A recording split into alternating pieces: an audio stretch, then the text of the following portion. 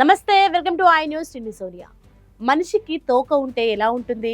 ఈ ఊహే మనకు నవ్వు తెప్పిస్తుంది కదూ. జంతువుల్లా మనం కూడా గోడలు దూకొచ్చు, చెట్లు ఎక్కొచ్చు అనుకుంటాం. కానీ ఈ నవ్వొచ్చే ఊహనే జపాన్ సైంటిస్టులు నిజం చేస్తున్నారు. ఈ ఆవిష్కరణ వెనుక ఓ పెద్ద సైన్స్ ఉంది. అసలు మనుషులకు తోక తగిలించాలన్న ఐడియా ఎందుకు వచ్చింది? సముద్రపు గుర్రానికి ఈ రోబోటిక్ టెయిల్ కి ఉన్న లింక్ ఏంటి? ఈ స్పెషల్ స్టోరీలో చూద్దాం. టెక్నాలజీకి కేర్ ఆఫ్ అడ్రస్ అయిన జపాన్ లో మరో అద్భుతం ఆవిష్కృతమైంది.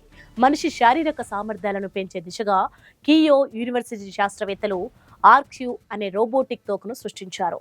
చూడటానికి వింతగా ఉన్న దీని వెనుక ఉన్న సైన్స్ మనల్ని ఆశ్చర్యపరుస్తుంది.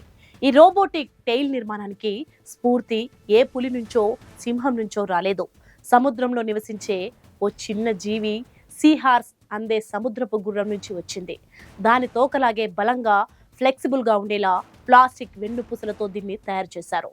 కంప్రెస్డ్ ఎయిర్ తో పనిచేసే 4 ఆర్టిఫిషియల్ కండరాల సాయంతో ఇది అన్ని వైపులకు కదులుతుంది. అసలు దీని ఉపయోగం ఏంటంటే బ్యాలెన్సింగ్. మనం నడుస్తున్నప్పుడు లేదా పక్క కొరుగుతున్నప్పుడు మన బాడీ బ్యాలెన్స్ ను కాపాడటానికి ఈ తోక వ్యతిరేక దిశలో కదిలి మనల్ని పడిపోకుండా కాపాడుతుంది. ముఖ్యంగా జపాన్లో వృద్ధుల సంఖ్య విపరీతంగా పెరుగుతోంది. వయసు పైబడిన వారు బ్యాలెన్స్ కోల్పోయి కింద పడకుండా ఉండేందుకు ఈ తోక ఒక మూడో కాలులా, ఒక అదనపు ఆసరాగా పనిచేస్తుంది.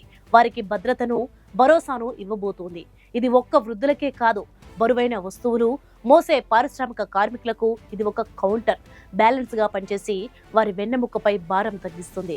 ఇక అసలైన future application virtual reality gaming లో ఉంది.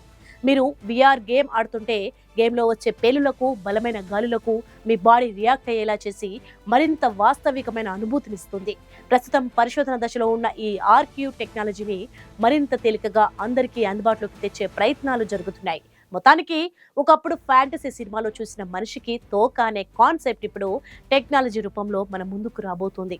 ఇది భవిష్యత్తులో మన జీవితాలను ఎలా మార్చబోతుందో చూడాలి.